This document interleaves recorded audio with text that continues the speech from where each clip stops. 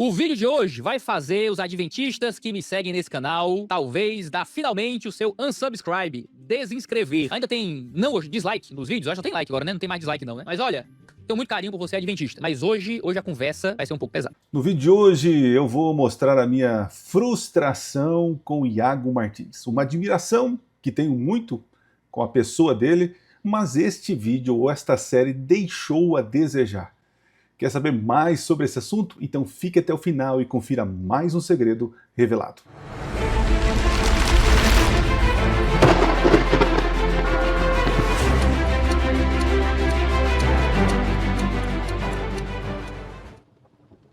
Olá, seja bem-vindo a mais um vídeo do canal Minuto Profético.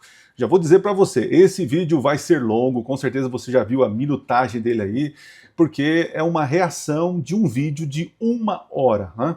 Eu assisti primeiro o segundo vídeo e depois eu assisti o primeiro vídeo da série dele, do Iago Martins, falando sobre a lei, o Antigo Testamento. Inclusive, recomendo para vocês, vou colocar aqui na descrição, para você assistir completo, tá? Os dois vídeos, é muito importante que você assista para que você entenda como ele pensa e como muitos cristãos pensam, a visão deles sobre o Antigo Testamento, sobre a Nova Aliança, que é uma visão bem diferente daquilo que eu e outras pessoas, inclusive os adventistas, acreditam. Para poder fazer uma síntese do que nós vamos falar aqui, nós vamos ouvir os argumentos dele sobre a validação do Antigo Testamento. Para ele faz uma defesa de que não existe uma divisão da lei no Antigo Testamento. E é verdade, não existe uma divisão de uma maneira paradigmática. Né? Nós fazemos uma divisão para uma maneira didática, mas a lei do Senhor ela é completa.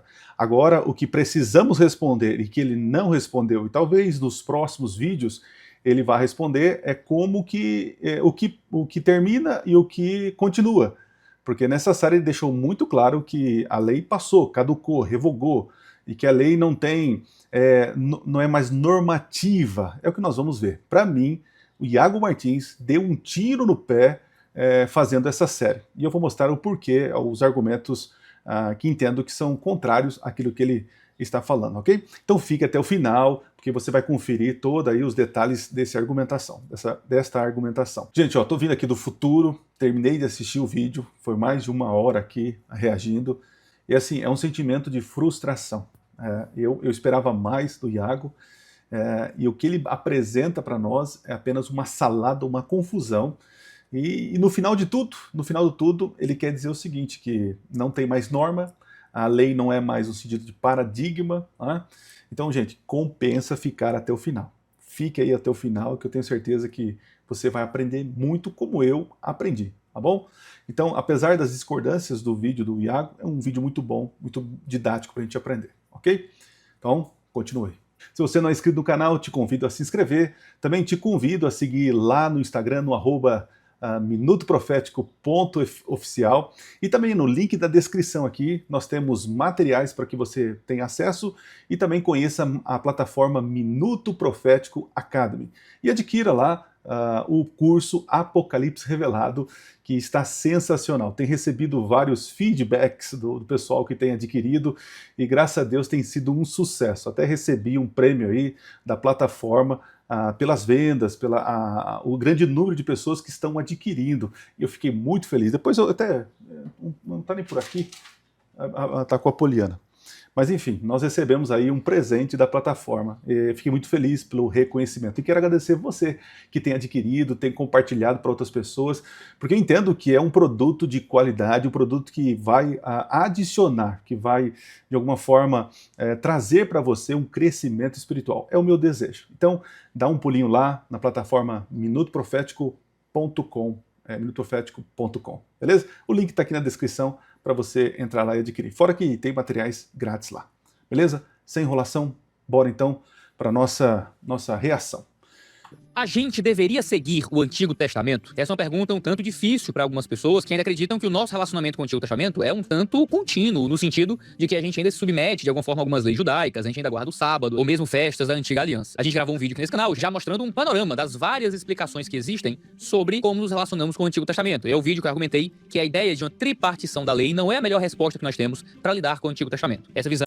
Só para explicar para vocês, eu peguei os dois vídeos dele, e peguei as partes principais. Então aqui nesta reação estão contidos os dois vídeos, claro, pedaços, não o vídeo inteiro. Por isso que eu coloquei na descrição do vídeo. Então esse pedacinho aí é do segundo vídeo. E no primeiro vídeo ele faz essa defesa de que a lei não pode ser dividida em três partes, né? A lei moral, cerimonial e a lei civil. Então ele defende que isso não pode acontecer, né? Que isso não é correto, ok? Os reformados. Falei também sobre uma visão adventista, muito comum, de que os 10 mandamentos representam a lei que a gente deve seguir, enquanto o restante ali da lei, a gente não segue. O primeiro comentário que deve ser feito aqui, né? O Iago Martins, ele na sede de tentar defender que a lei não pode ser dividida, ele cai em um outro problema. Qual outro problema? O problema é que ele mistura tudo, E, gente, é claro, assim, eu vou concordar que a lei não se divide, a lei é completa, ok, vamos entender isso. Porém, todavia, entretanto, a gente tem que entender que existem partes da lei que são para uma determinada situação. Então, olha só, existe dentro da lei do Senhor funções que era para a tribo de Levi, os sacerdotes. Haviam leis que era para colheita, haviam leis para saúde, leis para a civilização, os direitos e deveres, e nós temos o que nós chamamos da lei moral, que são os 10 mandamentos. O problema nesse vídeo é que o Iago, nessa sede de querer defender que não se pode dividir a lei, ele coloca tudo dentro de um balaio e ele vai dizer o seguinte: foi tudo abolido. E vocês vão perceber que ele vai usar textos que está falando sobre lei cerimonial, textos que estão falando sobre leis de determinado assunto. E ele então junta tudo e diz, ó, tá vendo? Agora na nova aliança não tem mais a lei. Só que ele fica com um problema sério, porque ele não diz qual é essa nova lei, ok? Então vamos avançar. Você já sabe, se você viu o último vídeo, que a minha posição não é que a gente particiona o Antigo Testamento em partes cerimoniais, partes civis, partes morais, ou então os 10 mandamentos e as outras partes da lei, e particionando a lei, a gente segue parte da lei e não segue outra parte da lei. A minha percepção, alinhada ao dispensacionalismo progressivo, ao aliancismo progressivo, ou à teologia da nova aliança, argumenta que nós seguimos toda a lei em um sentido didático, mas não seguimos nada da lei em um sentido normativo. Isso fala positivamente sobre seguirmos a lei, está falando em um sentido de seguir a lei como um princípio didático, não como uma norma a ser seguida do mesmo jeito que os judeus seguiam. Quando a Escritura fala de não seguirmos a lei, fala justamente dessa norma, desse sentido de lei que não se aplica mais da mesma forma no Novo Testamento. Gente, assim, deixa eu voltar aqui porque é perigoso, né? Olha só, quando ele fala assim que a lei não é mais normativa, deixa eu colocar aqui, ó, olha só, seguimos toda a lei em um sentido didático, mas não seguimos nada da lei em um sentido normativo. Então, Iago, o que é pecado? Como definir o que é certo e o que é errado? De maneira didática, tá ok, vou tirar uma lição então espiritual do Antigo Testamento. Beleza, isso eu concordo, a gente consegue fazer aplicações daquilo que Deus pediu para o povo, né, aquilo que eles viveram, e com certeza a gente tira lições didáticas para nosso ensino. Perfeito, beleza. Mas o que é pecado? O que define certo e errado? Então, isso é complicado. Como assim não é normativo? Se não há uma norma, não há pecado. E se não há pecado, para que a graça? E se para que a graça, então para que Jesus morreu na cruz? Então, você está querendo dizer que na cruz do Calvário, Jesus ele cancela tudo, e agora a gente vive no tempo desta graça e não tem mais pecado, a gente só olha para o Antigo Testamento como algo espiritual e que a gente tira lições e não tem norma nisso, não tem normas. É perigoso.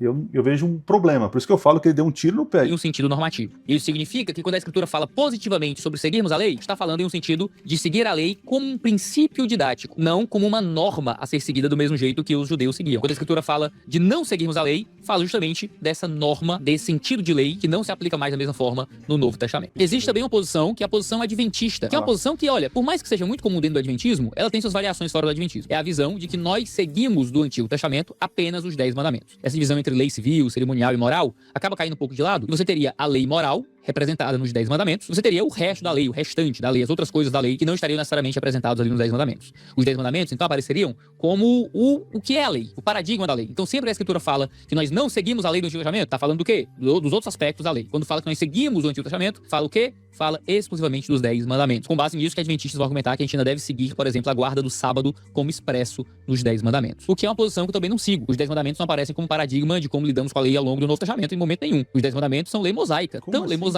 como todo o resto do Antigo Testamento. Essa visão de ver os 10 mandamentos como o centro, o resumo da lei mosaica e a parte mais alta da lei mosaica, ao ponto da gente qualificar os 10 mandamentos como sendo a própria lei de Deus, em contraste com todo o resto, não encontra confirmação neotestamentária. É um paradigma teológico posterior que é imposto ao texto do Antigo Testamento. A melhor prova disso é que quando Jesus estabelece os pontos principais da lei mosaica, ele não usa o decálogo. Ele não volta aos 10 mandamentos. Mas ele cita Deuteronômio 6 e Levítico 19. Não é isso que Jesus diz no diálogo dele ali com o mestre da lei? Qual é o maior mandamento, não é, do Senhor? E aí vai para amarás o Senhor teu Deus de todo o teu coração, de toda a tua alma, de todo o teu entendimento, que é Deuteronômio 6:5, e vai para Levítico 19:18, que é amarás o teu próximo como a ti mesmo. Para resumir a lei, Jesus vai para Deuteronômio e Levítico. Ele não vai para Êxodo com os 10 mandamentos. Então por que a gente qualifica os 10 mandamentos como o auge da lei mosaica? Bom, você tem ali um resumo da lei mosaica, mas os 10 mandamentos são tão lei mosaica como todo o resto da lei mosaica. Não há nada que separe os 10 mandamentos do resto da lei.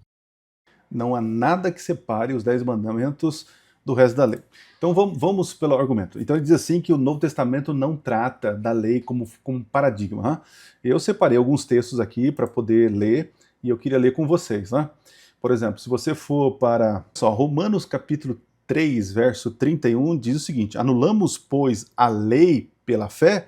De maneira nenhuma, antes confirmamos a lei. E está falando de que lei, Iago? Está falando do decálogo. Tá? Então, Paulo tem um paradigma do decálogo, com certeza, como norma no Novo Testamento, Iago. Então, Paulo refuta a ideia de que a justificação pela fé elimina a lei moral.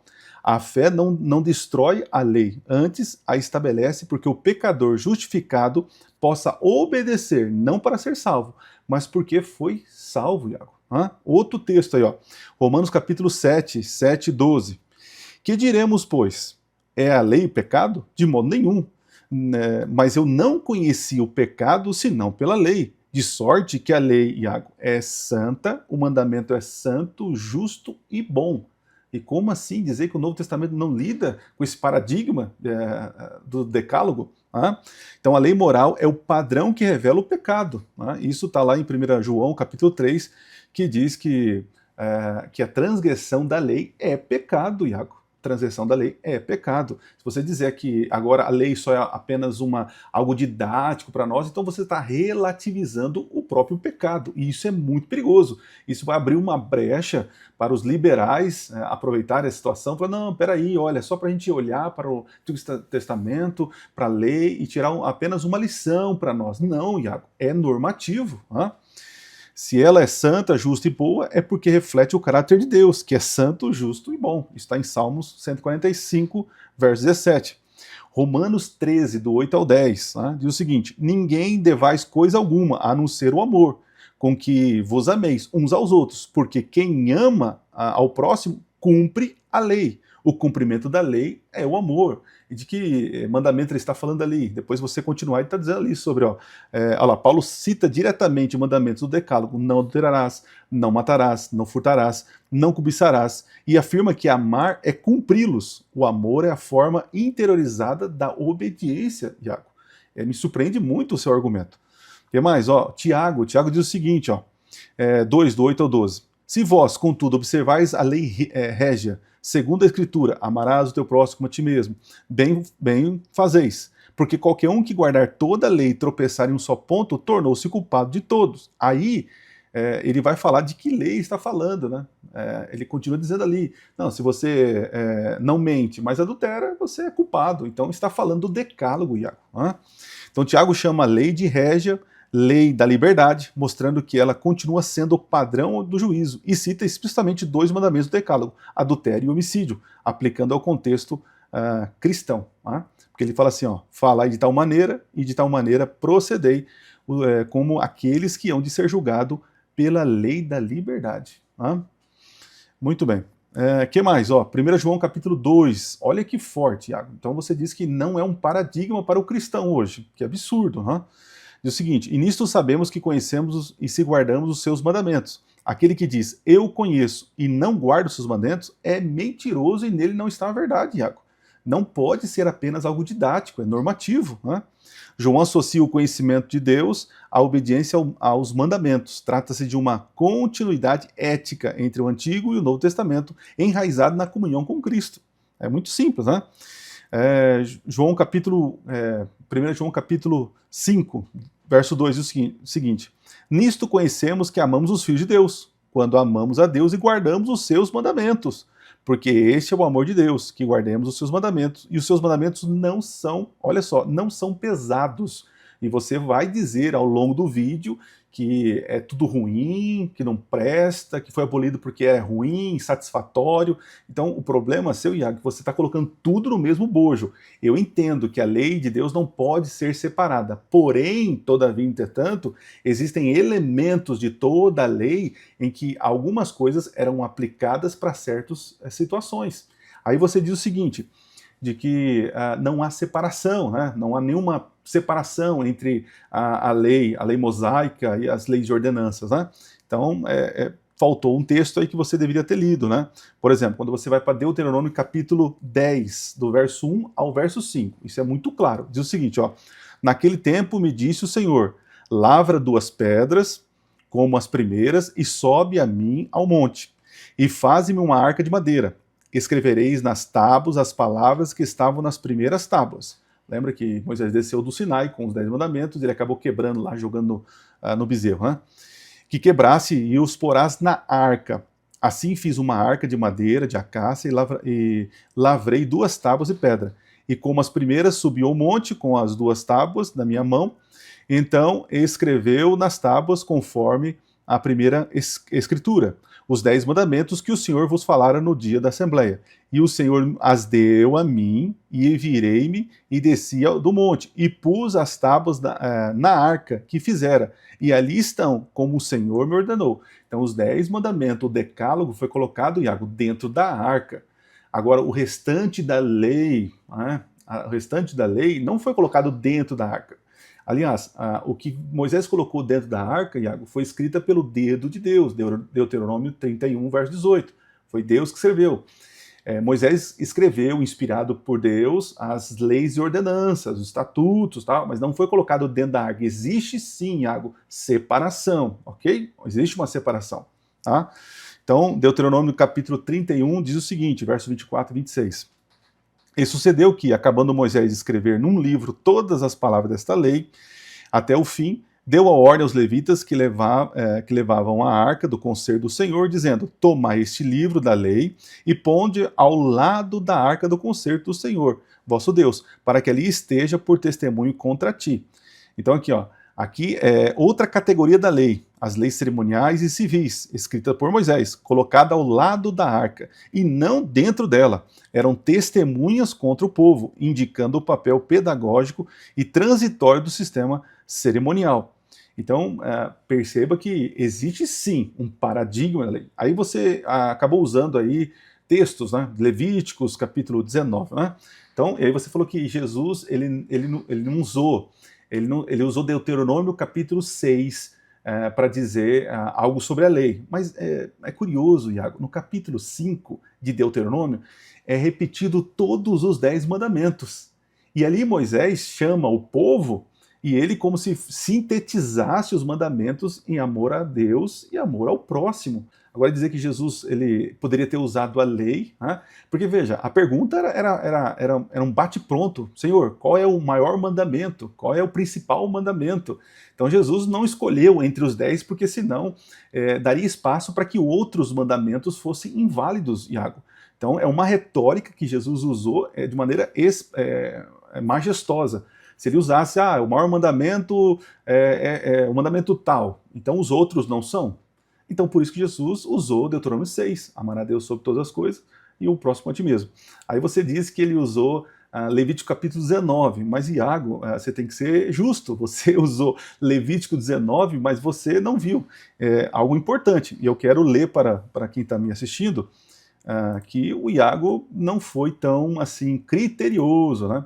Quando você pega Hebreus não, perdão, vamos lá para Levítico. Diz o seguinte, Falai toda a congregação, estou no Levítico 19, verso 2. Falai a toda a congregação dos filhos de Israel e diz-lhes: santos sereis, porque eu sou o Senhor vosso Deus e sou santo. Beleza? Aí ele vai descrever, ó o verso 3. Cada um respeitará a sua mãe e seu pai, e guardará os meus sábados. Isso é da lei moral, dos 10 mandamentos, Iago. Depois se avança. Não virareis para os ídolos, nem vos fareis deus de fundição. Está falando uma referência a não terás outros deuses, né? Não fará para si mais escultura. Ó, o verso 11 diz o seguinte, ó, não furtareis, nem mentireis, nem usareis de falsidade contra o teu próximo.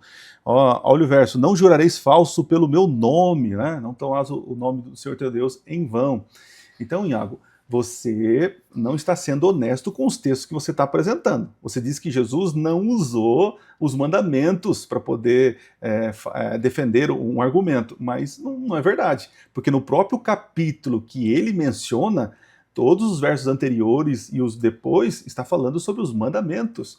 E no capítulo 6 de Deuteronômio, foi o que eu expliquei, no capítulo 5 tem ali a repetição dos 10 mandamentos, e aí tem o Shema Israel. Como eu falei, Jesus ele não usou um mandamento ou outro, mas ele de forma brilhante, ele disse amar a Deus sobre todas as coisas, que é o resumo do primeiro até o quarto mandamento, e amar o próximo como a ti mesmo, que é também um resumo do amor ao próximo, ok? Do mandamento 5 até o mandamento 10, beleza? Vamos continuar então com a mensagem do Iago aqui. Vamos lá. Agora, de todas essas posições, existe uma outra, tá? Que encontra as suas variações. Você vai encontrar, talvez, no que é chamado de dispensacionalismo progressivo, em livros como o livro do Darrell-Bock, ou no aliancismo progressivo, você vai encontrar também em português. Você vai encontrar ligado ao pessoal do New Covenant Theology, que é a teologia da nova aliança, em obras como do Jason Myers, que é o Fim da Lei, que também tem em português, que é a ideia de que nós não seguimos a lei em nada como norma, mas seguimos a lei em tudo como princípio. Nesse cenário, ao invés de você dividir partes da lei, essa parte é moral, essa parte é cerimonial, essa parte é civil, você olha a lei como um todo. E olhando a lei como um todo, ela é 100% histórica, nada ali é uma ficção, uma fantasia, ela é 100% didática. Nós olhamos para a lei e recebemos lições didáticas do Antigo Testamento. Agora vocês entendem, né? Porque eles dizem o seguinte, não, com essa ideia, Iago, com essa ideia você dá um argumento para aqueles para dizer o seguinte, não precisa guardar o sábado. O sábado você escolhe, é um princípio. O princípio ali é o descanso, né? O princípio ali é o descanso. Então você escolhe, entre 7 dias, você escolhe um dia, porque não é normativo. Segundo o Iago, não é normativo. Então é algo didático que vai te ensinar um princípio. Então eu tenho que olhar para a lei de Deus e extrair um princípio para mim. E veja, o meu coração é pecador, é corrupto, né? Então eu vou ter discernimento para tirar um princípio da lei, né? Isso é perigoso. Então eu vou olhar então para não matar ou não adulterar. Interessante que ele fala que Jesus ele tem um novo relacionamento com a lei, né? A lei diz o seguinte, não adulterarás, mas Jesus diz, se você olhar de maneira imprópria para uma mulher, você já pecou. Para mim, isso daqui é ampliar de uma maneira muito mais assim, deixou mais rigoroso a lei. E você está dizendo para mim, Iago, que a gente só olha para a lei agora de maneira didática. Isso é esvaziar a lei de Deus. Então a gente tem que tirar o princípio. Então as pessoas hoje falam assim, não, olha, eu olho aqui, mas tem que tirar o princípio para mim. Então me diga, você não disse, nem vai dizer nesses vídeos aqui, aonde está o assim diz o Senhor, que foi abolido, o decálogo, né? As outras partes da lei eu posso entrar em acordo com você, porque nós temos texto. Agora, da lei de Deus, está falando dos mandamentos de Deus, você não vai, não existe texto, então você tem que fazer o quê? Para poder derrubar o sábado, né? Você tem que colocar toda a lei numa coisa só, aí você pega texto que está falando sobre leis cerimoniais, leis civis, aí você fala, não pode dividir a lei, então vamos derrubar tudo, vamos esvaziar, porque não é normativo. Não é honesto, não vejo assim, com prudência. Eu discordo veemente de você, Iago. E me admira uma pessoa com teu calibre intelectual e teológico defender uma coisa dessa, né? Esvaziar a lei de Deus e apenas tirar o princípio. Aonde está o texto, Iago? Aonde está o texto? A partir dali. Mas a lei em nada é norma para os crentes no Novo Testamento. Então, na visão... em nada é norma, meu Deus do céu, vamos jogar fora então Romanos, que eu leio aqui, vamos jogar fora, né? Vamos jogar fora João, né? Na lista progressiva, na visão do aliancismo progressivo, na visão da teologia da nova aliança, são 3 movimentos diferentes, mas têm seus pontos de contato. O nosso relacionamento com a lei não é qualificado em particionar a lei, mas em requalificar o papel da lei e o tipo de relacionamento que temos com ela toda. Nós não olhamos para pedaços da lei e dizemos, não, isso aqui fica totalmente para trás e isso aqui fica para frente, de modo que a gente aprende a interpretar essa lei procurando justamente o princípio moral por trás dela. Ele vai procurar o princípio moral. Princípio moral, tá. O que tem de princípio moral em sacrifício de animais? É que Jesus, ele é o verdadeiro cordeiro, né? E ele morreu, ok, aí tudo bem. Agora, eu tenho que olhar os 10 mandamentos e achar um princípio moral. Já é o princípio. Honrar pai e mãe é uma questão moral, Iago. E como assim você está dizendo que não é norma? Não estou entendendo. Caráter de Deus nesta lei do Antigo Testamento. E como é que a gente aplica isso pro Novo Testamento? Essa é a minha leitura, eu não sigo nenhuma das outras leituras que eu apresentei aqui, e essa é a leitura que eu vou tentar mostrar para vocês ao longo dessa série de vídeos. É como eu entendo que Jesus e Paulo usaram o Antigo Testamento no Novo Testamento. Não simplesmente como uma norma, ou como um pedaço da lei sendo norma, ou como uma tripartição da lei, ou os 10 mandamentos como um resumo da lei, mas se relacionando com toda a lei de forma una e integral, nunca como norma, sempre como princípio. No entanto, quando a gente olha para o Antigo Testamento, a gente encontra já no Antigo Testamento, já na Antiga Revelação, vários textos que nos mostram que a lei já era tratada como uma sombra. A lei era tratada como uma introdução que seria superada. E a gente encontra isso principalmente nos textos proféticos, que avaliam, interpretam e aplicam a lei mosaica ao povo da Antiga Aliança. Olhe, por exemplo, para o texto de Isaías 1. O profeta Isaías, no versículo 11 desse capítulo, diz pra gente o seguinte: para que me oferecem tantos sacrifícios? Pergunta o Senhor. Para mim, chega de holocaustos de carneiros e da gordura de novilhos gordos. Não tenho nenhum prazer no sangue de novilhos, de cordeiros e de bodes. Esse texto muitas vezes passa desapercebido como um texto que é só Deus reclamando do pessoal pecando demais. Mas é um texto que, se você olhar com cuidado, ele gera um problema teológico muito sério para o judeu no Antigo Testamento. Passando aqui para lembrar você a se inscrever no canal, curtir, compartilhar e também entrar na nossa plataforma Minuto Profético Academy. Lá em minutoprofético.com você vai encontrar ali coisas, artigos, e-books, PowerPoints grátis e também o nosso curso Apocalipse Revelado.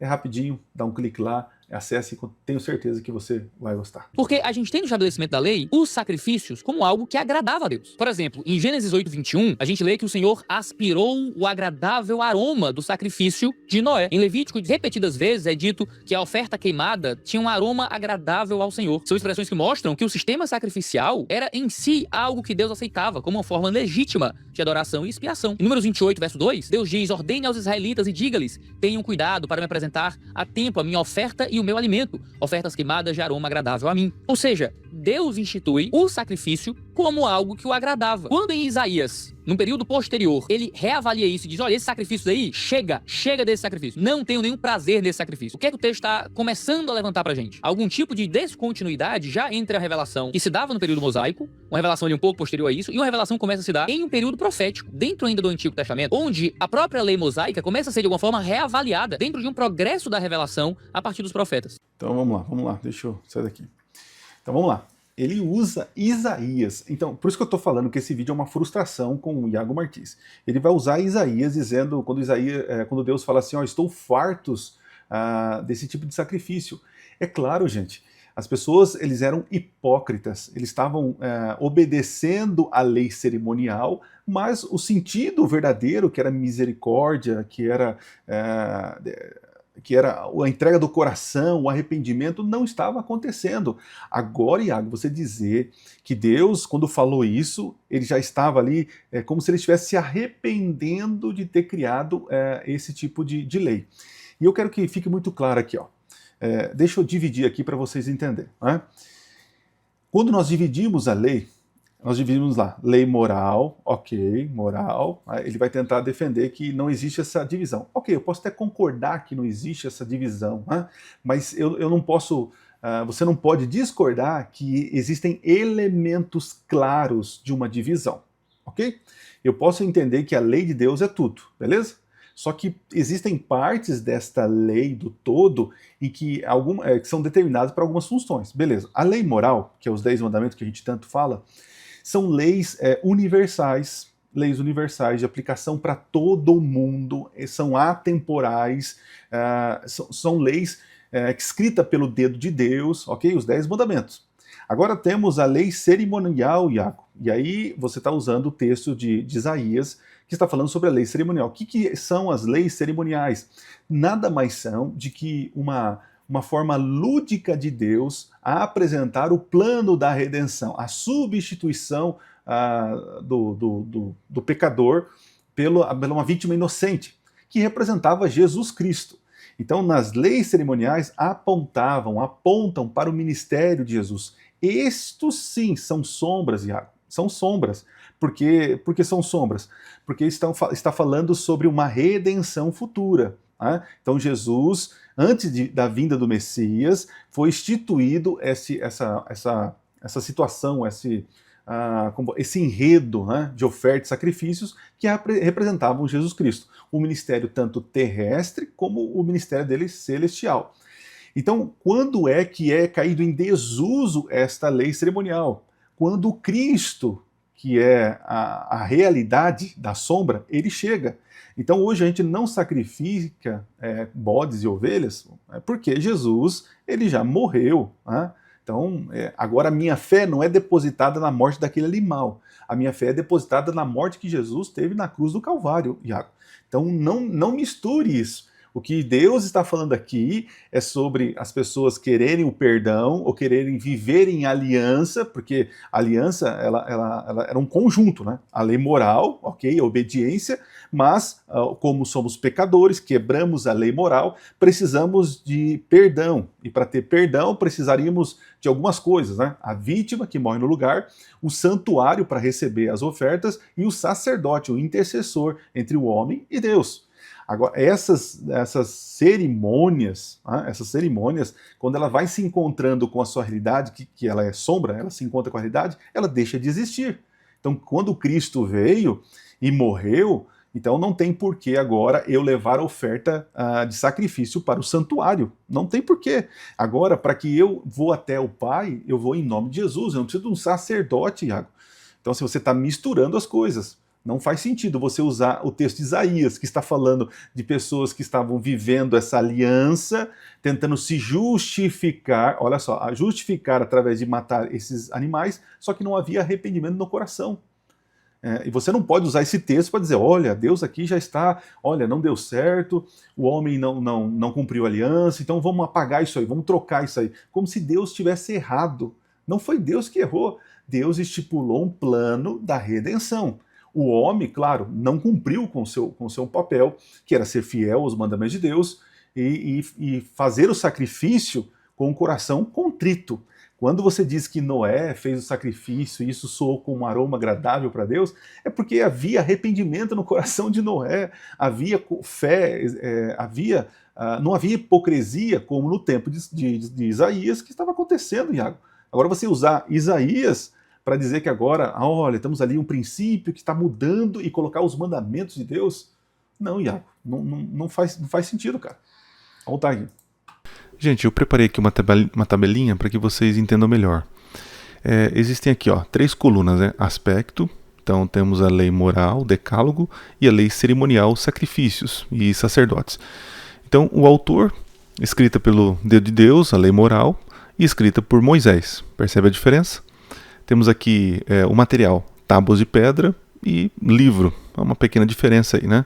Localização, foi colocado a lei, o decálogo, foi colocado dentro da arca. E a outra lei foi colocada ao lado da arca. Então essas leis que foram colocadas ao lado da arca, elas têm aspectos mais transitórios. Né? Natureza. A lei moral, ela reflete a moralidade, né, do ser humano, e a eternidade de Deus. Né? Então esse é o aspecto. Já a lei cerimonial são cerimônias e são provisórias. Né? E qual é a função? A função da lei moral é simples, é revelar o pecado. Agora, a lei cerimonial é apontar para Cristo. Né? Cumprimento em Cristo. Então nós temos a lei, ela é colocada no coração. Né? Já a lei cerimonial, ela é substituída por Cristo. Então não podemos colocar tudo no mesmo bojo, aí, como o Iago quer fazer, e abolir. Né? A lei moral, o status dela, ela é permanente. Agora, a lei cerimonial, os sacrifícios, esses sim são abolidos, porque a sombra se encontra com a realidade. É muito simples. Eles interpretam o estabelecimento da lei mosaica, com todos os seus rituais e sacrifícios, como uma coisa menor, diante de algo muito superior que deveria ser gerado no coração do povo, que era uma vida de profunda e real obediência. Enquanto o povo usava os sacrifícios como uma desculpa para o pecado, o que Deus intentava era que o povo vivesse uma vida longe do pecado, fugindo do pecado, e não usando os sacrifícios como uma desculpa para viver como quisessem. Por que é que isso é importante sobre o modo como o Antigo Testamento se apresenta? Porque já mostra parte da fraqueza da Antiga Aliança. Qual era o grande problema da Antiga Aliança? É que as próprias instituições da Antiga Aliança eram incapazes de trazer uma transformação real no coração do povo e mudá-los realmente, já que toda essa parte cerimonial e externa não se expressava em uma mudança no coração de Israel. Como é que este problema vai ser solucionado por Deus? Vai ser solucionado na expectativa de uma nova aliança superior que iria aplicar no coração do povo tudo aquilo que ele desejava que fosse cumprido. Aqui está muito claro, Iago, né? Aqui está muito claro. Deus instituiu essa lei de cerimônias num período. Como você falou, ela não é perfeita, realmente ela não é perfeita. Ela era apenas provisória para que quando Cristo viesse e morresse e pagasse o preço do pecado, porque sangue de cordeiros, de animais, não perdoam pecados, mas é a fé que nós temos, que eles tiveram no passado, exerciam sobre aquele animal que representava a figura do Filho de Deus que viria, que seria a oferta verdadeira, a oferta plena, real.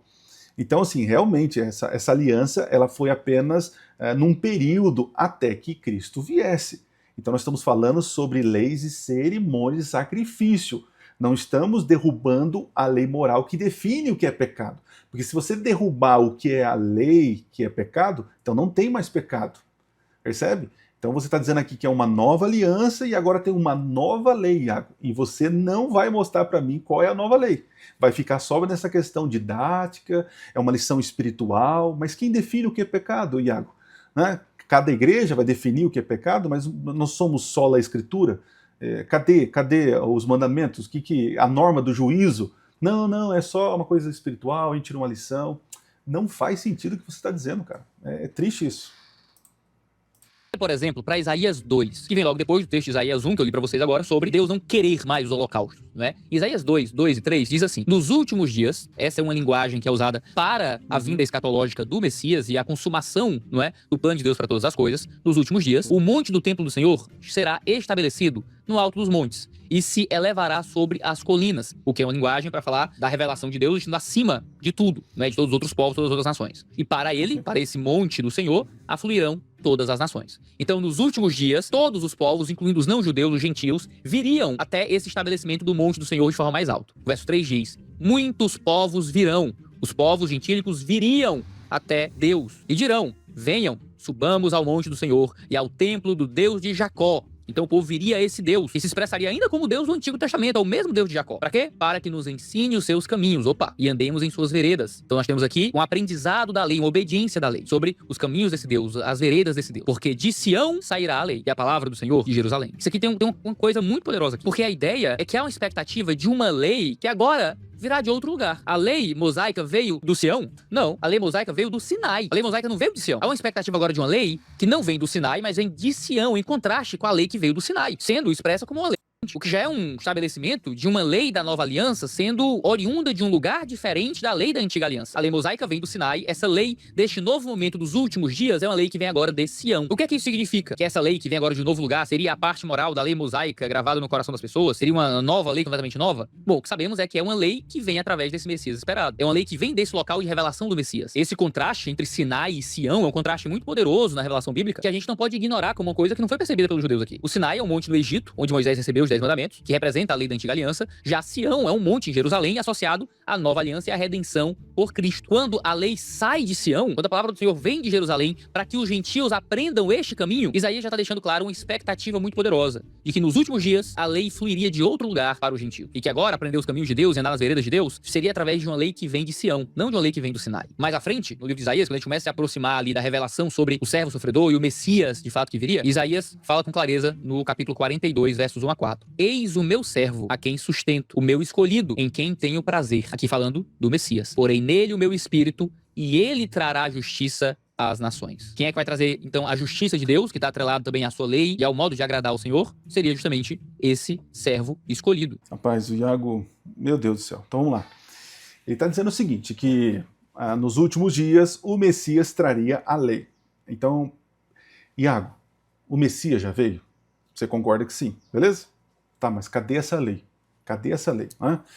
Outra coisa, ele fala assim, porque a lei, os 10 mandamentos veio do Sinai, e agora o Messias traria uma nova lei de Sião. Mas veja, não tem nada a ver isso aí. A ideia de Israel é o seguinte, o evangelismo era de maneira centrípeta, né? Centrípeta. As nações vêm até onde está o Messias, onde está o centro ali da mensagem, né, de Deus, e aí as pessoas iam aprender. É assim que foi com Israel, as pessoas iam até Israel para poder aprender os estatutos e as leis. Agora você dizer que agora, não, do Sinai veio o decálogo, agora do Sião, com o Messias vai vir uma outra lei. Cadê essa lei? Cadê essa lei? Não faz sentido o que você está dizendo. Né? Então você está dizendo que nesse novo Messias ele traria uma nova lei, e traria nova justiça, e aí você usa, olha interessante, você usa aqui, deixa eu colocar aqui, você fala o seguinte, cadê? Deixa eu voltar aqui, olha só. Ele diz o seguinte, eis que meu servo, a quem eu sustento, o meu escolhido, em que tenho prazer, porei nele o meu espírito, e ele trará justiça às nações. E aí ele diz o seguinte, que essa justiça quer dizer que trará uma nova lei. Não diz isso o texto, não diz. Então você está forçando o texto, não está falando de uma nova lei. É isso que eu não consigo ver no seu vídeo. Cadê, Iago, a nova lei? Cadê a norma para que o que é certo e o que é errado? Então você vai deixar que as pessoas avaliem pelo senso espiritual do que é certo e o que é errado. É assim, então não existe mais pecado. E a gente está esperando essa lei desse Messias que você diz aí, para mim, Messias já veio, né? Mas não veio abolir a lei, né? Vamos continuar. Um outro profeta, o profeta Miqueias, no capítulo 4, vai dizer algo muito parecido. Ele vai dizer, nos últimos dias, o monte do Senhor será estabelecido no alto dos montes, e se levará sobre as colinas, e para ele afluirão os povos, muitas nações virão e dirão, venham, subamos ao monte do Senhor, ao templo do Deus de Jacó, para que nos ensine os seus caminhos e andemos nas suas veredas, porque de Sião sairá a lei e a palavra do Senhor de Jerusalém. Ele basicamente... Então, de Sião sairia a lei, mas não está falando de uma nova lei, Iago, mas os mesmos ensinamentos. No passado, Deus entregou no Monte Sinai para Moisés, mas agora o centro de adoração não é o Sinai, é em Sião. Né? E é em Sião que as pessoas vão para aprender a lei que já foi entregue. Né? Tá vendo? Ele está misturando as coisas. Isaías. Por que a mesma profecia aparece duas vezes em dois profetas diferentes? Porque expressa justamente uma expectativa muito poderosa para o povo da antiga aliança. De fato, Deus nunca quebrou a sua aliança com o povo de Israel. Mas Israel quebrou essa aliança de novo, e de novo, e de novo, e de novo, e mais uma vez, repetidamente. Até que Deus promete uma aliança superior, justamente por amor e por paciência. E é interessante, né, Iago? Você não explica o porquê porque Israel quebrou a aliança. Qual é o... Então diga para mim, Iago, qual é como que Israel quebrou a aliança? Quebrou a aliança como? Não guardando os seus mandamentos. O decálogo, Iago. O decálogo. É isso que gerava a quebra da aliança. E, consequentemente, a rejeição do sistema sacrificial, né? Porque as pessoas se rebelavam contra Deus, caíam em pecado e não se sentiam ou não queriam ter perdão, porque para ter perdão naquele tempo precisaria fazer o sacrifício, se submeter às cerimônias do santuário que apontavam para o Messias, Iago. Então a quebra da lei, Iago, a quebra da aliança começa com a quebra dos mandamentos, do decálogo, e, consequentemente, uma rebelião contra Deus, e as pessoas não se submetem ao fazer o sacrifício, e quando fazem o sacrifício, fazem por fazer. É isso que é a quebra da aliança. Tá bom? Essa lei que vem agora de Sião. A lei que vem justamente desse servo, desse Messias enviado. Ou seja, os sacrifícios, esses rituais externos do judaísmo não eram poderosos para realmente transformar o coração humano. E por isso Deus promete uma aliança nova. E com isso o povo quebrava a aliança. Deus promete maldições por eles quebrarem a aliança. E por que quebraram a aliança? Deus promete uma aliança nova. Não segundo essa mesma aliança, mas agora diferente, superior. Em que o seu povo finalmente seria capaz de obedecer de fato aquilo que Deus pedia. Não. Agora eu vou cair por terra todo o que você tem falado aí no seu canal e em outros momentos, né? Deixa eu colocar aqui para... perdi aqui, deixa eu colocar aqui. Aqui, ó.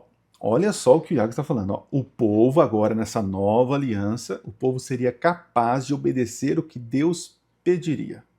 Então, olha o perigo. Deus fez uma aliança, fez os mandamentos lá, que ele viu, nossa, o povo não consegue guardar, nossa, eu errei, viu? É algo impossível para eles guardarem, né? Nossa, mas Moisés, Abraão, Enoque, essa turma aí guardou porque eles são exceções, né? Porque a maioria não conseguiu guardar a lei, né? Não conseguiu guardar essa aliança, né? Então vou fazer uma outra, uma nova.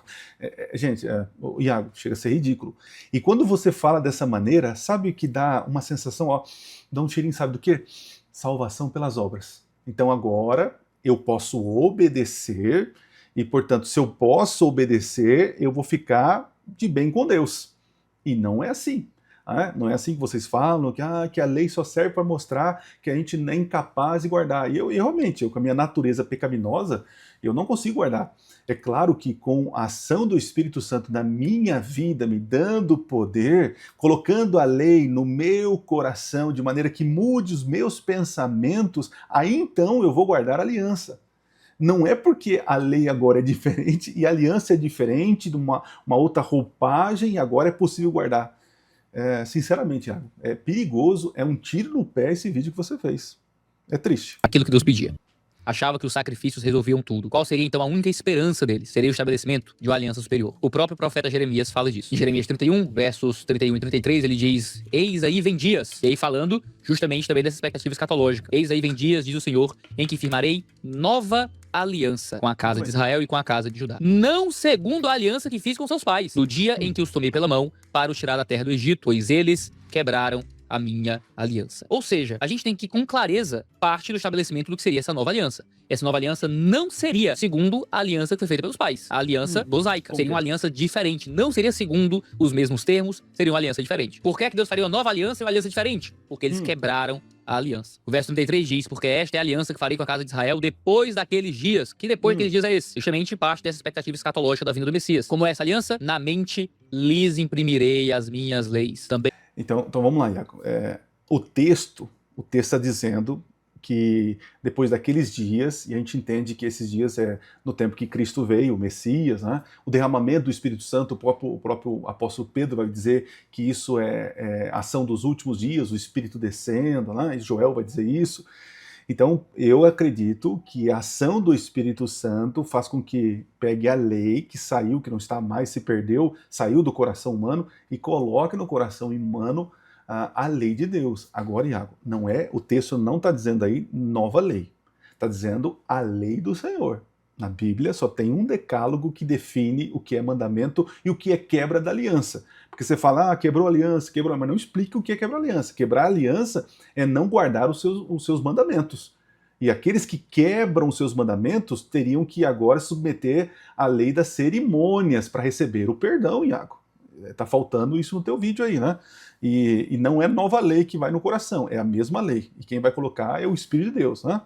As inscreverei. Eu serei o Deus deles e eles serão o meu povo. Ou seja, essa nova aliança traria algo que a antiga aliança não conseguia trazer. Nessa nova aliança agora, as leis seriam inscritas no coração. Se na antiga aliança as leis se expressavam de forma exclusivamente externa, tá aqui as leis, está escrita nos umbrais das portas, está escrita nos talmidins, está escrita nos filactérios, a lei está aí, visível, externa. Agora, a lei seria interna, seria inscrita no coração para que o homem, uma vez encontrando a Deus nessa nova aliança, não pudesse deixar de segui-la por uma transformação real que Deus traria no interior. A lei de Deus agora não estaria mais escrita em tábuas de pedra, mas sim em tábuas de carne no coração humano. Então, deixa eu dar um pitaco aqui.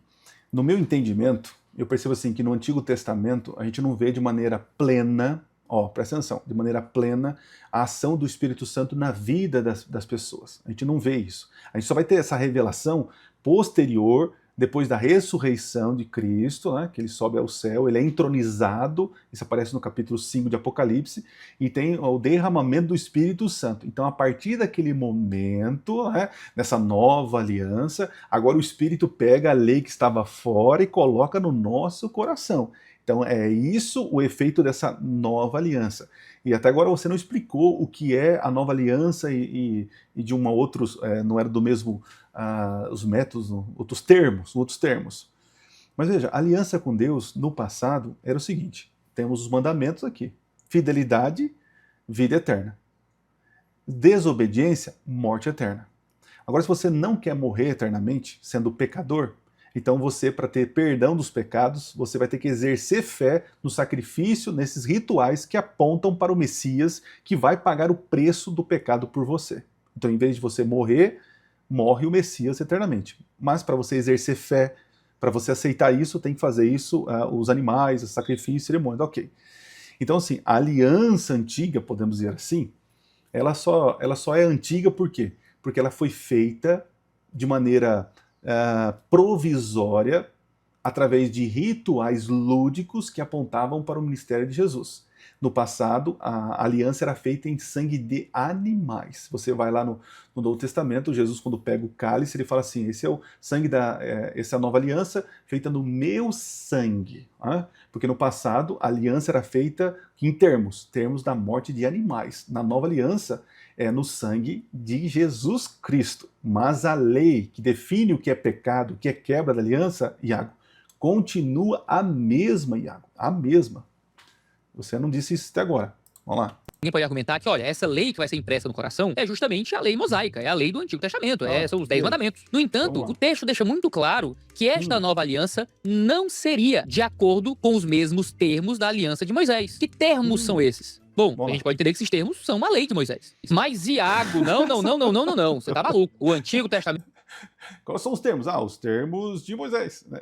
Tá, não explicou. Diz que a lei de Deus é eterna. E sim, claro, existem vários textos no Antigo Testamento que falam sobre a lei, a Torá, como algo eterno, como algo perpétuo, como algo para sempre. O Salmo 119 fala de testemunhos que foram estabelecidos para sempre. Êxodo fala que este dia vos será por memorial e o celebrareis por estatuto perpétuo. Levítico 16 fala sobre o dia da expiação, de que era um estatuto perpétuo para fazer expiação pelos filhos de Israel. E se você fizer uma leitura assim, claro, vai parecer que todo o Antigo Testamento, toda a lei judaica, ela é inviolável, ela é incontornável, a gente deve seguir tudo aquilo que é dito para os judeus para sempre. Mas aí a gente tem um problema para qualquer cristão, de qualquer posição. Porque, por exemplo, em Levítico 23, as festas judaicas são um estatuto perpétuo. Isso significa que nós, cristãos, deveríamos estar celebrando as cerimônias judaicas. De alguma forma, todo o Antigo Testamento é tratado como uma lei perpétua. A gente deveria estar seguindo cada detalhe do Antigo Testamento. Ora, essa perpetuidade da lei também é estabelecida sobre os aspectos cerimoniais da lei. Não há nada no Antigo Testamento que descreva algum pedaço da lei que era eterna e outro pedaço que não era eterno. A própria aliança mosaica é descrita como eterna em 1 Crônicas 16:15. Mas os judeus quebraram a aliança mosaica. E por isso Deus enviou uma nova aliança. E com a nova aliança, há um novo legislador e uma nova lei, que não ignora ou refuta a primeira, mas aprofunda a primeira aliança. A lei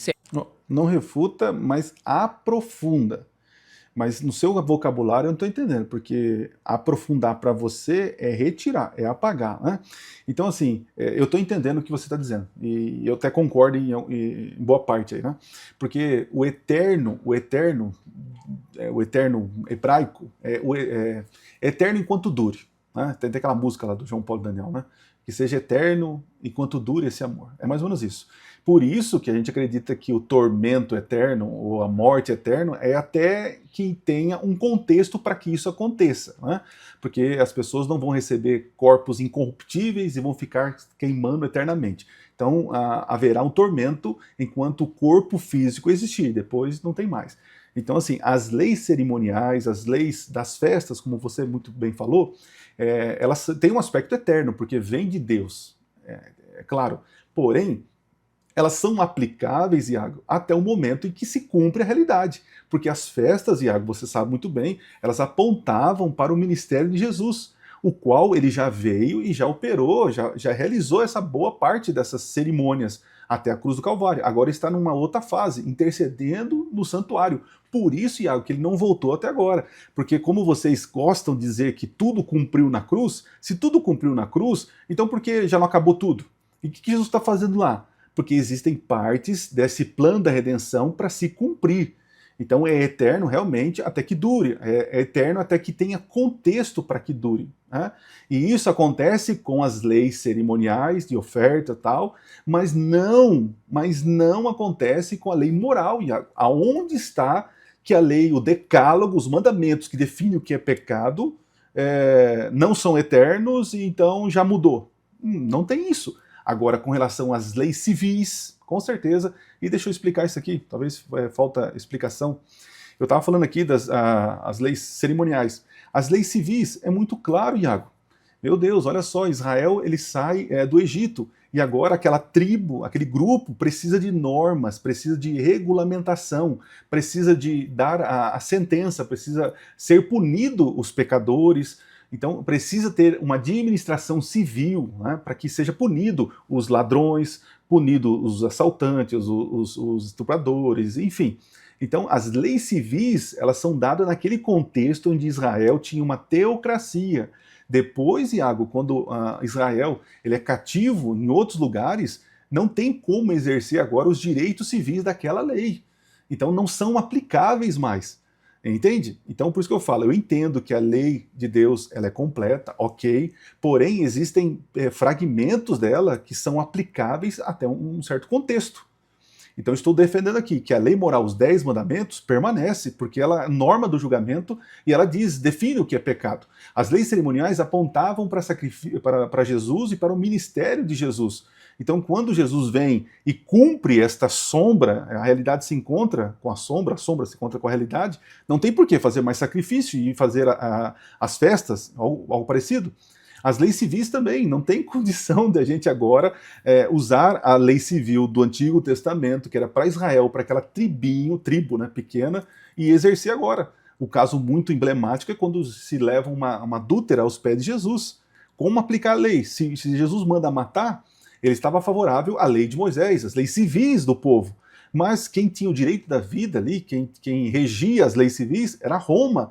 E Jesus seria contra o império e seria acusado, isso que os fariseus queriam, né? Então, assim, é difícil você dizer que a nova aliança aprofunda a primeira, mas você quer abolir tudo. Não, como assim aprofunda? Tá muito genérico isso, cara. Não significa que a gente está sujeito ao que é revelado no Antigo Testamento, da mesma forma que os judeus estavam, ou que não existe um novo núcleo de revelação e uma nova aliança, mas sim que essa lei vem até nós sob uma nova perspectiva cristológica. A lei não foi abolida, ela apenas não tem mais o seu peso normativo, porque nós morrimos para essa lei. Essa é a linguagem. Nós morremos para essa lei.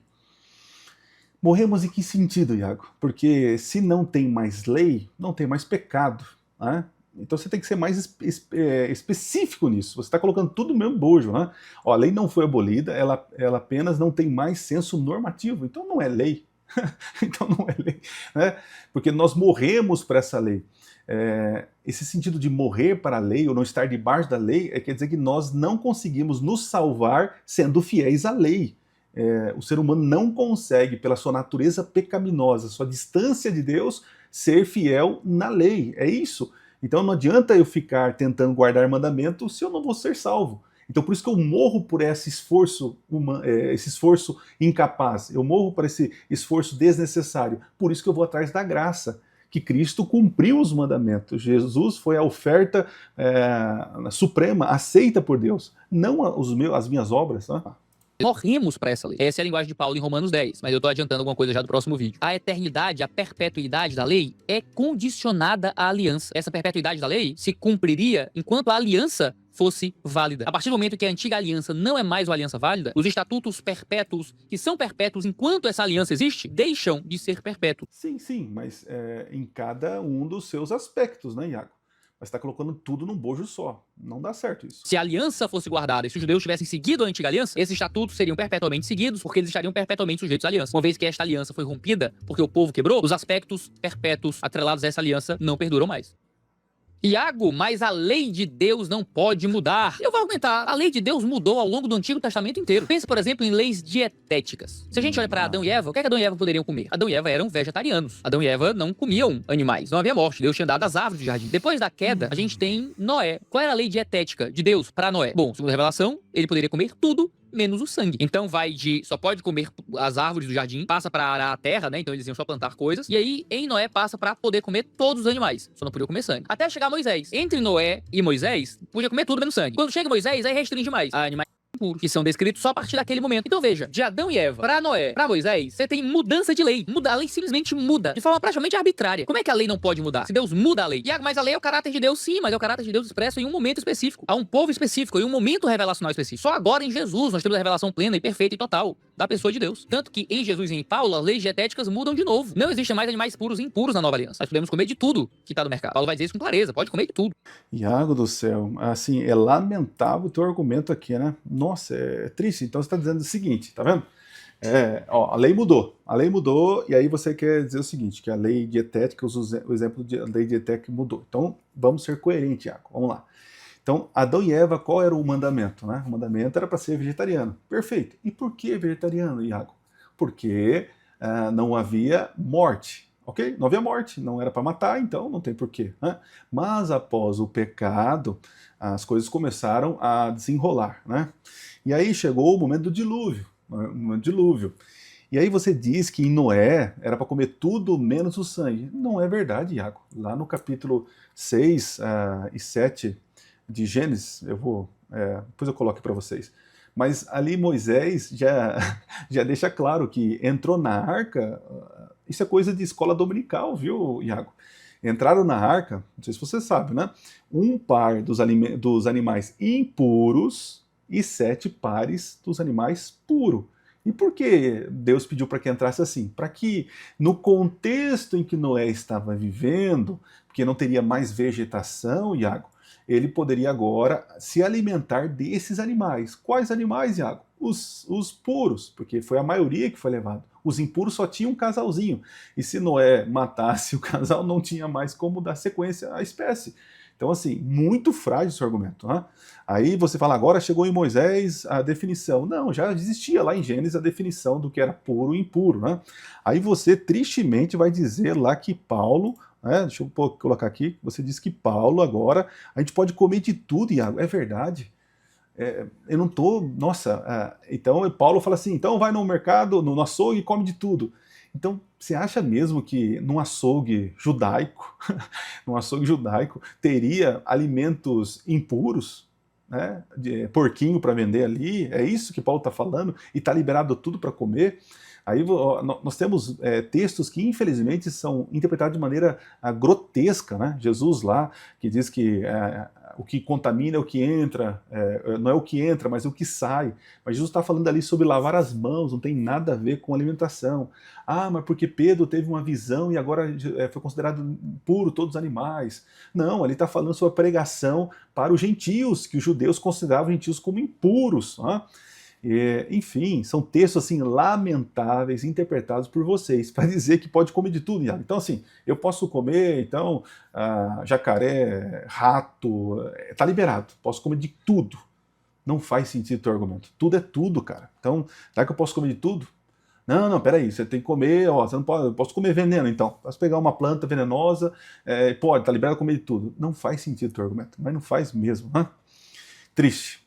Tá vendo como a sede, a ânsia de querer dizer que a lei não é dividida, você acaba colocando tudo num pacote e aquilo que era eterno para um período, que agora não é mais, né, como as leis cerimoniais e civis, você acaba comprometendo leis de saúde, que Deus instituiu desde Gênesis, Iago, porque Deus é o Criador, Ele sabe como você funciona, Ele sabe aquilo que você deve comer e que você não deve comer, né? E você está usando um argumento muito frágil, cara. Meu Deus. Nós podemos comer de tudo que está no mercado. Paulo vai dizer isso com clareza, pode comer de tudo. Tudo isso se expressa com mais clareza nos textos da Nova Aliança. Certamente é o texto de Hebreus 7 a 10 que melhor expressa o modo como nós cristãos interpretamos a plenitude dessa Nova Aliança. Eu vou ler várias passagens aqui com vocês. Como é um texto muito longo, eu não vou conseguir fazer um trabalho exegético detalhado em cada versículo aqui. Mas eu acho que esses textos ajudam muito bem a gente a chegar a conclusões muito claras, porque são textos muito claros. O trabalho de fazer esse texto parecer outra coisa é de quem está tentando dizer que a gente tem um relacionamento praticamente contínuo com a lei. Hebreus 7 em diante é um texto de profunda descontinuidade. Vamos começar olhando para Hebreus 7, 11 em diante. Preste atenção aqui comigo na leitura. Portanto, se a perfeição fosse possível por meio do sacerdócio levítico, ele está falando do Antigo Testamento, pois foi com base nele que o povo recebeu a lei, olha só, está falando da lei, a perfeição. Então, foi os sacerdotes, foi Arão que recebeu a lei, o decálogo no Sinai? Não foi. Né? Arão, ele foi um dos líderes ali para operar as leis cerimoniais. Né? Não tem nada a ver com a lei, o decálogo. Está falando sobre as leis dos levitas, Iago.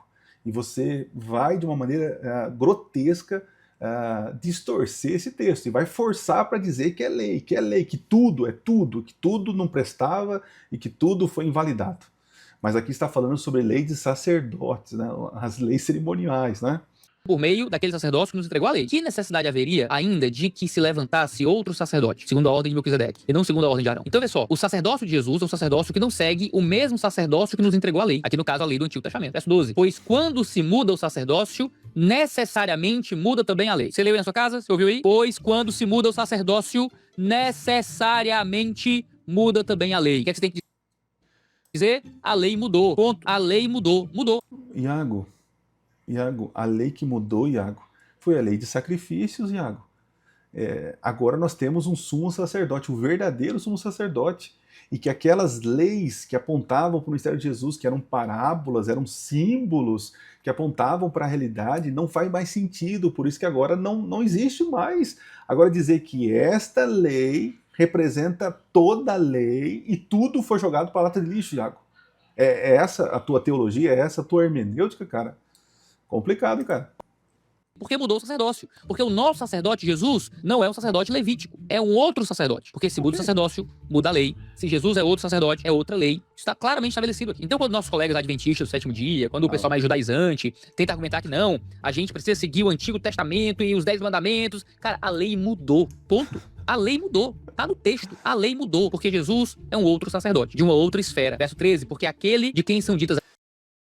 Então, Iago, joga Paulo fora, joga então João, né, que João escreveu depois do livro dos Hebreus, né, falando sobre mandamentos. Então, ninguém avisou João, né, Iago, ninguém falou para ele, ô João, não escreve sobre isso aí, né, porque transgressão da lei é pecado. Não mudou, cara, porque mudou, né, Hebreus, né, se não falaram para você sobre isso, é porque você está fazendo uma confusão. Você está falando sobre leis e cerimônias, sobre o santuário, sobre a intercessão, sobre o ministério de Cristo, e está misturando com o decálogo. E aí colocou a lei de dietética, de saúde, aí já embolou também as leis civis no meio, aí disse que o Messias viria para trazer uma nova lei, e que essa lei agora ela não é normativa, a lei é apenas para tirar princípios, né? E cadê essa nova lei que o Messias ia trazer, Iago?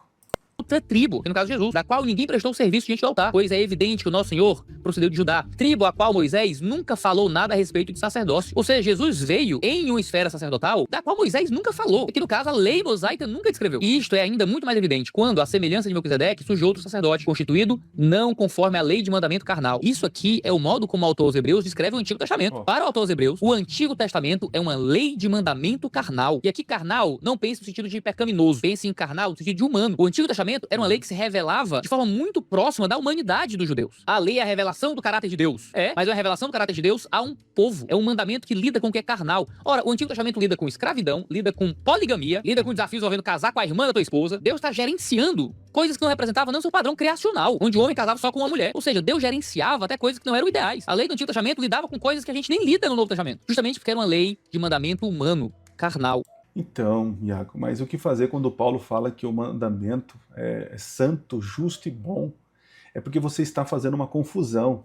Essa lei carnal, né, realmente é uma lei que não poderia salvar. Os sacrifícios de animais apenas apontavam para a realidade que pode salvar, que é Jesus Cristo. Então essa lei de cerimônia e sacrifícios antes de Cristo, ela era impossível de salvar alguém. Então as pessoas exerciam fé nesses sacrifícios, nesses rituais, para que então, num cheque predatado, pagasse a conta na cruz do Calvário. A partir da cruz do Calvário, aí sim, em Jesus nós temos a plena salvação. É disso que está falando, Iago. Agora você está com medo, novamente, de não defender essa divisão, e até entendo você, porém, você acaba jogando tudo dentro do bojo, e aí você está querendo dizer que a lei de Deus, o decálogo, que expressa amor, o caráter dele, é ruim, é falho, né? Então você tem que dizer, separa aí, o que é falho é os sacrifícios, eles são realmente incapazes de salvar. Agora, a lei que define o que é certo e o que é errado, rapaz, você dizer que isso daí é falho, que isso daí é carnal, rapaz, estou surpreso com você. Eu não sei se esse vídeo vai chegar até você, Iago, mas foi um tiro no pé esse vídeo. Olha quanto tempo já deu de gravação.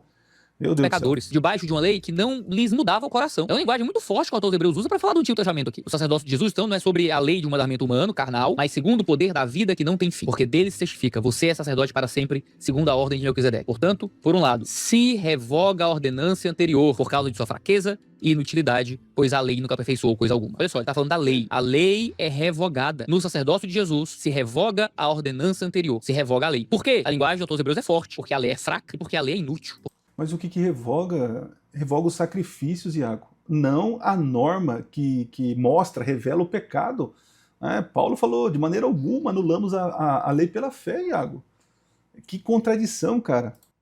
Olha a linguagem forte do autor aos Hebreus aqui. É a linguagem que a gente tem até constrangimento de usar hoje em dia falando sobre a lei, né? Mas dentro do argumento que ele está estabelecendo aqui faz muito sentido. A lei, ela era fraca, ela não tinha poder de transformação. A lei, ela era inútil no sentido de mudar o coração do povo. Por isso que eles quebram a antiga aliança. A lei não podia aperfeiçoar nada. Ninguém poderia ser perfeito no sentido de ser plenamente justo diante de Deus. Por isso, a linguagem do autor aos Hebreus é que essa lei foi revogada. Revogada. A lei mudou, a lei foi revogada. Porque a lei é carnal, é fraca, é inútil e não aperfeiçoou nada. Então joga fora. Então vamos ficar com o Iago, que o Iago diz, a lei mudou porque é carnal, fraca, inútil, não aperfeiçoa nada. E vamos jogar fora Paulo, que diz que o mandamento, a lei é justa, santa e boa. Então assim, para não... Olha, eu fico triste porque, nossa, é lamentável ver esse tipo de coisa, né? O Iago está fazendo uma confusão tremenda. Este vídeo do Iago é um tiro no pé. Se introduz a esperança superior, pela qual nos chegamos a Deus. Por isso mesmo, diz o verso 22, Jesus se tornou fiador de superior aliança. Se há uma aliança superior, há uma aliança inferior. A antiga aliança é uma aliança cuja lei não aperfeiçoa nada. Já na nova aliança, a lei aperfeiçoa quem nós somos. A lei era fraca, era inútil, e então é revogada. Justamente porque com a mudança de sacerdócio, há a mudança de lei. É uma linguagem muito forte, tá? Mas é uma linguagem que a gente não tem como escapar. Ora, a primeira aliança também tinha preceitos de culto divino, isso é o santuário terrestre, porque foi edificado no tabernáculo, cuja parte da frente, onde estava o candelabro e tal. E ele vai ficar falando como era a antiga aliança. E aí chega no verso 8. Com isso, o Espírito Santo quer dar a entender que o caminho do santuário ainda não se manifestou, enquanto o primeiro tabernáculo continua erigido. Isso é uma parábola para a época presente, ou seja, a existência do tabernáculo no Antigo Testamento era uma parábola de algo que viria mais à frente. Era uma sombra, era uma figura, era uma parábola. Como é que a gente vai se apegar à parábola se a gente já tem a conclusão? Perfeito, Iago, mas é santuário, sacrifícios, Iago. Não tá falando de decálogo que define a lei, cara. A coisa. Como a gente vai se apegar à sombra se a coisa em si já tá com a gente? Mas, Iago, já tô ouvindo aí, ó. Tô ouvindo na sua casa aí. Talvez você que não chegou até aqui no vídeo ainda, já escreveu o comentário e vai apagar agora. Mas Jesus não veio abolir a lei, Iago. Tá na Bíblia, tá em Mateus 5. Ele não veio abolir a lei. E sim, o texto de Mateus 5 diz pra gente que Jesus não veio para refutar o Antigo Testamento, ou para declarar o Antigo Testamento como falso. Ele veio para aprofundar o conteúdo do Antigo Testamento. E é isso. Ele veio aprofundar, mas não veio... ele fala que não veio revogar, mas o Iago fala assim, não, ele veio aprofundar. Só que aprofundar na cabeça do Iago é revogar. Mas Jesus diz que não veio revogar. Eu prefiro ficar com Jesus. Ele faz Iago, ao contrastar entre o que foi dito no Antigo Testamento e o que ele diz agora no Novo Testamento. Ouviram o que foi dito aos antigos? Eu, porém, vos digo. Alguns tentam fazer parecer que Jesus não está contrapondo o ensino do Antigo Testamento, mas só interpretações legalistas da lei, mas isso não condiz com o que está escrito no texto. Jesus cita vários ensinos do Antigo Testamento e os aprofunda. Jesus usa o Antigo Testamento procurando os princípios morais por trás do Antigo Testamento, que é justamente o modo como a gente trabalha para... Então, é sério que você vai usar esse argumento, Iago? Jesus, quando teve a tentação lá com Satanás no deserto, ele sempre falava assim, ó, está escrito, fazendo uma referência ao Antigo Testamento.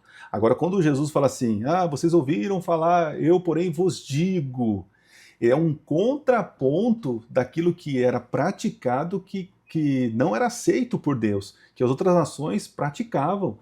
Então, Jesus ele está contrastando, ele não está dizendo, olha, o que vocês ouviram no Antigo Testamento, agora eu vou dizer uma coisa nova para vocês. Não, de maneira alguma. O que ele está contrastando é o seguinte, o ensino da Torá com o ensino das nações. O ensino que foi revelado por Moisés e o ensino da prática equivocada dos anciãos. É isso, Iago. Agora você está dizendo que Jesus está indo contra a própria revelação dele no passado, que ele errou. Ele falou uma coisa errada no passado e agora... Não, porque não é isso que Jesus está dizendo. Quando Jesus ele vai citar, ele vai falar assim, ó, está escrito, está escrito. Agora, vocês ouviram dizer, aí é a tradição oral, Iago. Meu Deus do céu, sério aplicar mesmo? o Antigo Testamento a esse novo momento na história da revelação. No próximo vídeo dessa série, a gente vai lidar com os outros textos do Novo Testamento que falam sobre o Antigo e como é que eles lidam com o nosso relacionamento com a Antiga Aliança. Mas para isso, eu conto com o seu carinho, com o seu debate respeitoso, comentando aqui embaixo o que você acha disso tudo, deixando aí as suas impressões, sempre, claro, com algum respeito aí, que sempre faz bem. Com certeza, Iago, você vai ter o meu respeito, né? Mas, assim, a minha admiração está caindo por terra, né? Porque você usou textos fora do contexto. Você fez uma salada hermenêutica aí, você tentando defender que não existe uma divisão, ok, né? Eu entendo que realmente Deus não divide a sua lei, mas de maneira didática, vou usar o que você está dizendo, né? faz sentido dividir, né? Porque a lei moral, ela continua, porque ela define o que é pecado. A lei moral, os 10 mandamentos, ela é universal, de aplicação universal. Agora, as leis civis, elas são de aplicações locais e temporais, como eu expliquei no vídeo. As leis cerimoniais, elas caem por terra porque elas eram sombras que apontavam o ministério de Jesus Cristo, que se encontrou com a realidade em Cristo. Então não tem por que continuar essa lei. É outro sumo sacerdote. A gente tinha o sumo sacerdote terrestre, agora nós temos o celestial. Aí você colocou no mesmo balaio as leis de saúde. Então quer dizer o seguinte, Deus então proibiu no passado porque ele quis e agora não, agora ele purificou, ele mudou. Então as pessoas comiam era errado e agora quem come não é errado. Deus não é um Deus que muda nesse sentido, Iago. Assim, tem problema sério. E espero que o Iago, no próximo vídeo da série, ele seja mais prudente e ele explique de uma vez por todas qual é essa nova lei, o que é essa nova aliança, o que define pecado na nova aliança, o que realmente continua e o que realmente foi revogado, porque nesse vídeo ficou claro que tudo foi revogado. Você não apresentou o que é lei, o que define pecado, tá? E você disse que agora a gente tem que aprofundar, a nova aliança aprofunda, mas você só revogou, você só anulou e só deixou agora o Antigo Testamento como apenas um princípio didático para nós, né? Muito perigoso. Gente, obrigado pela sua companhia, espero que vocês tenham entendido aqui os equívocos do Iago e aquilo que eu quis mostrar para vocês aqui, tá bom? Obrigado pela tua permanência, mais de 1 hora de vídeo. Curta, compartilha, e vamos marcar o Iago aqui, vamos mandar esse vídeo para ele que ele veja a nossa posição, que a gente não concorda com esse tipo de coisa que ele está dizendo aí, né? Para mim, ele deu um tiro no pé. Deus abençoe vocês, nos vemos no próximo vídeo e não se esqueça, Minuto Profético, nunca foi tão fácil estudar profecias.